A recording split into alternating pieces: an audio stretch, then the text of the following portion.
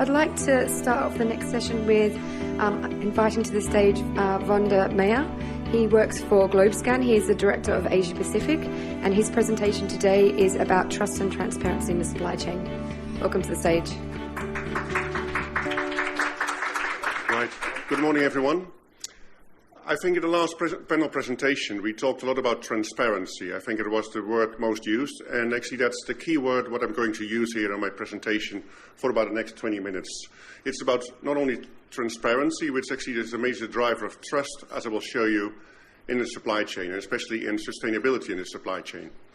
I work for Globescan, which is a small but global research consultancy. It's a Canadian-based company, but we have operations in 6 continents, including here in Hong Kong. And we work actually with a lot of brands which are happening in the supply chain, or which are working in the supply chain.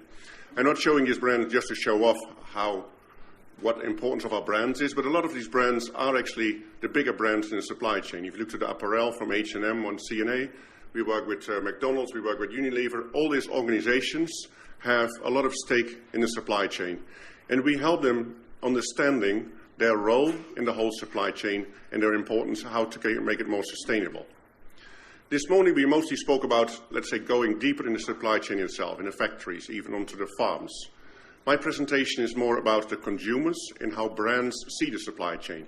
Because at the end of the day, if we want to improve the supply chains in terms of human rights, in environmental issues, consumers need to see the relevance of it, and at the end of the day also wanting to pay for it.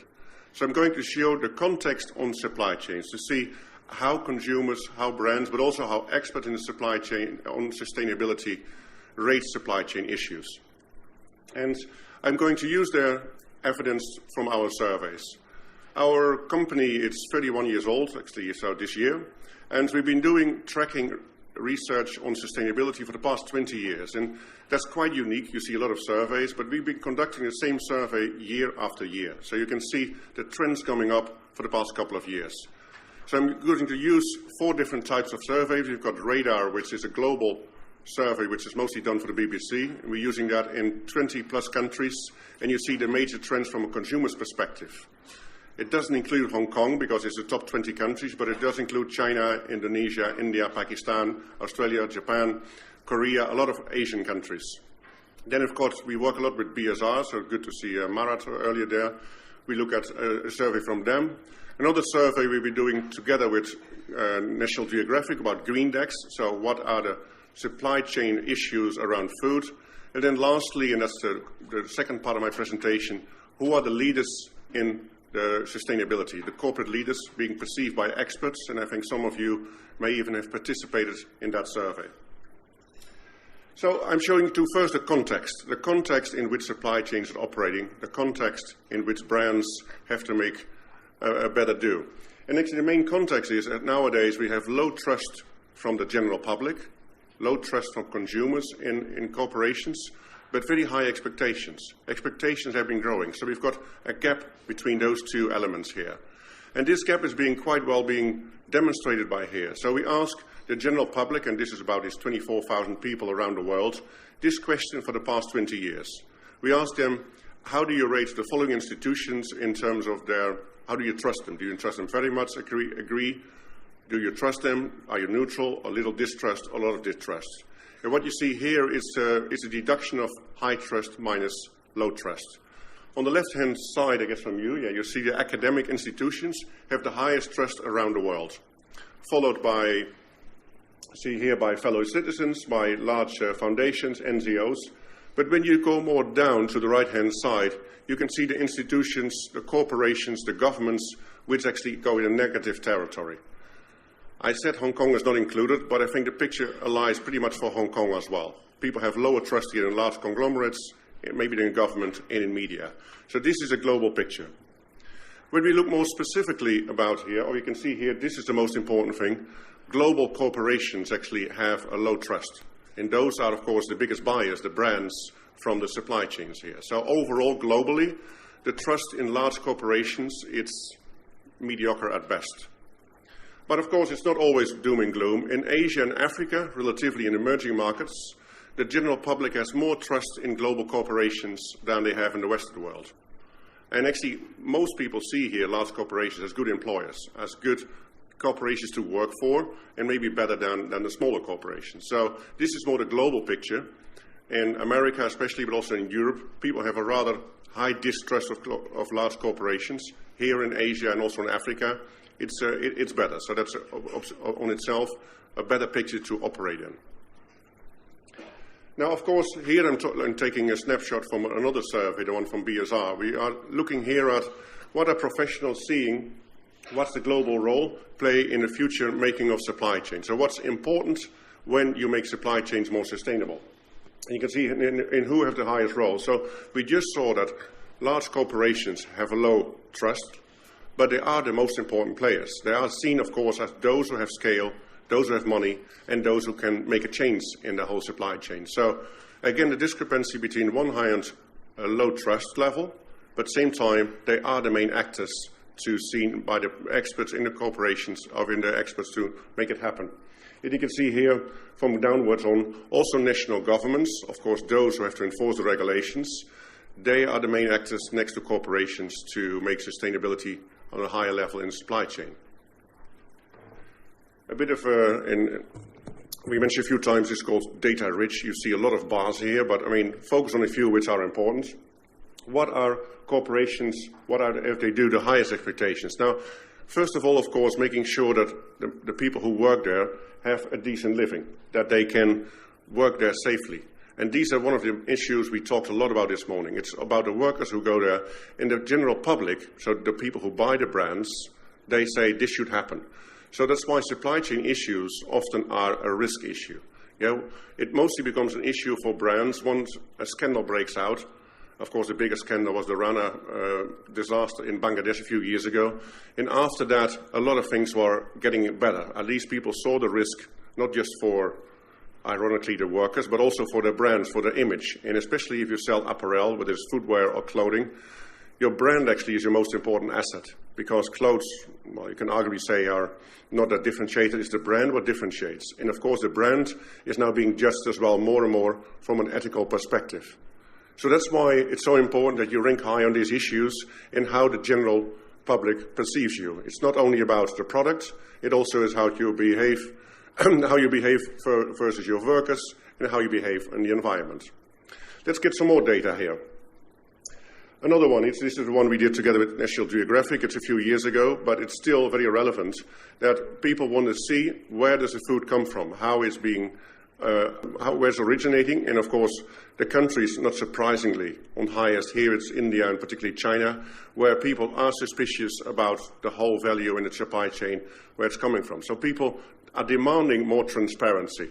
Yeah, so if we can use blockchain, it's being often used, the phrase word. If you can see from the source to your plate and see what's coming from, it helps everybody, from the supplier to the consumer. Transparency is here, that's the word. Now, what is actually driving trust in that matter? And we'll see it here. Again, a matrix, which we always use a lot as consultants, on importance and performance. And when we ask the general public, so this is based on those 24,000 interviews a year, what is driving trust? Because trust, of course, in a brand, it's one of your most important assets.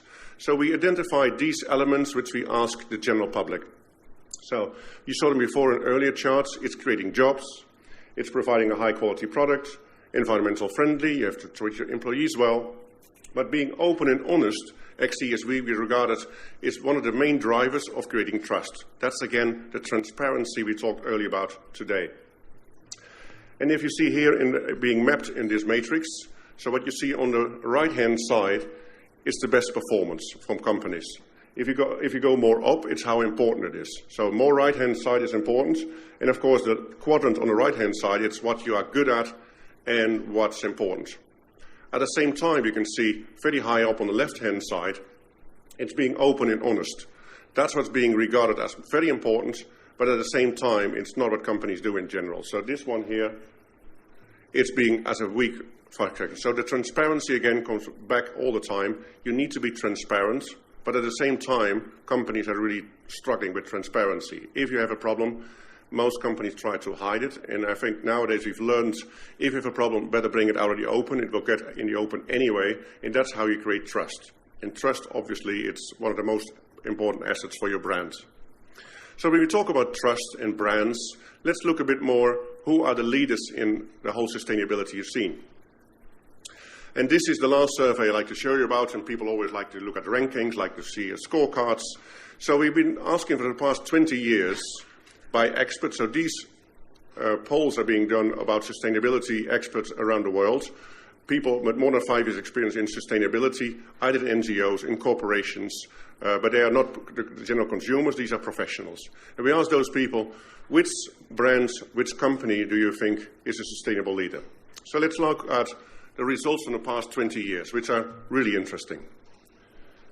And first we see which are leading in this whole thing. You can see here actually that, again, in transparency, in trust, in sustainability, that non-state actors are leading. NGOs, social entrepreneurs, obviously those organizations have a good image for what they do, and that's how being rated accordingly.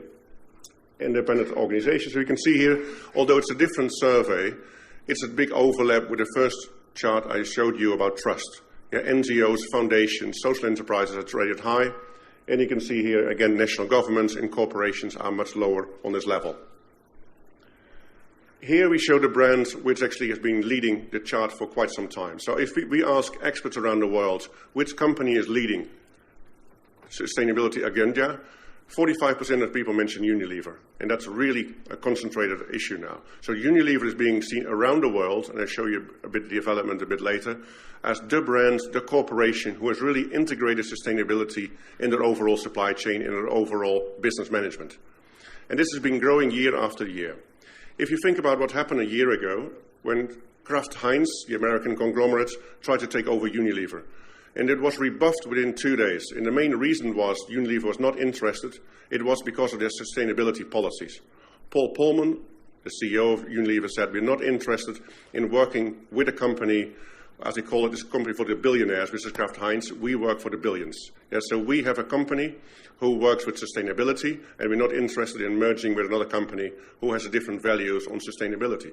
So sustainability has become a driving force of the business of Unilever. Now, another company which is iconic on that is Patagonia. It's actually the core of the business.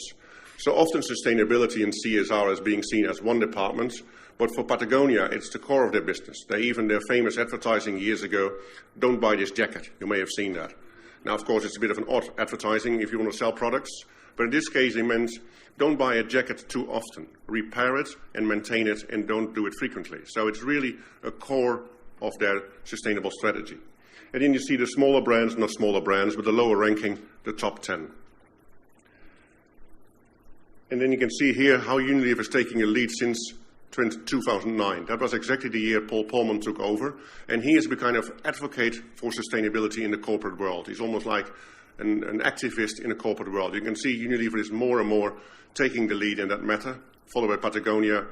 Interface is a more specialized company which is making carpets, but you can see here companies who have a good rating in the eyes of the experts. This is 20 years ago. So 20 years ago we asked the same questions to the same different experts, but the same question we ask all the time. Which specific companies do you think are leaders in integrating sustainability in the business strategy? Now, if you look to these brands, actually they are mostly big industries. Yeah, they are, you can see Dow Chemicals, 3M, DuPont, Shell, ABB. There's only one consumer brand, which is the Body Shop, and Anita Roddick was the only consumer company in those days who was really looking into that. So that's 20 years ago. Then we go a bit further. You can see it's a different ranking. Shell is on top, which you would not expect anymore nowadays. But Shell and BP was beyond petroleum, they call it then. So those fossil fuel companies were really trying to get themselves a green image, and it was being recognized accordingly. It changed over time, because again, 5 years later, or 7 years ago, Walmart, General Electric, Interface was coming up. And those companies are well, because General Electric make sustainability as part of their industry strategy. So it became part of their business. And finally, and you'll see the U coming up, you see Unilever there and there. And as I just saw, it's now by far the main leader. Now, if you look to these 4 periods and these 4 rankings of leaders, maybe you notice something interesting, but I'll show you a few confusing slides and then explain how it works. So this slide looks utterly confusing. You say, what is this? This is all spaghetti. But I'm going to explain, if you look at it, it is actually not as confusing as it appears to be. On the left-hand side, you see the companies which I just showed you, the first 20 years ago. So we've got Dow Chemical, Interface, Monsanto also being seen as a sustainable company 20 years ago. It would not be there anymore. You see DuPont, you see Novo Nordisk, you see all the big manufacturers, right? That's what we saw earlier. And then it changed lately to the companies on the right-hand side, which are more the consumer-facing companies. And that's the whole change in sustainability. Actually, now I'm going to break it down. It was a do-no-harm area. 20 years ago, it was good enough if you didn't do any harm. It was good enough if you reduced your ecological footprint, if you didn't spray your chemicals in the wrong places. You know, those are the chemical companies. So the do-no-harm areas from 20 years ago, when sustainability just came up and it just started, that was good enough. Now we completely changed 20 years later. 20 years later, we see here it's a sustainable growth area. Sustainability is not just a risk factor anymore, it has big growth opportunity. So you can see actually the brands which has now really integrated sustainability in the business model, that's one. But let's not forget, these are also the brands which invest a lot in communication advertising.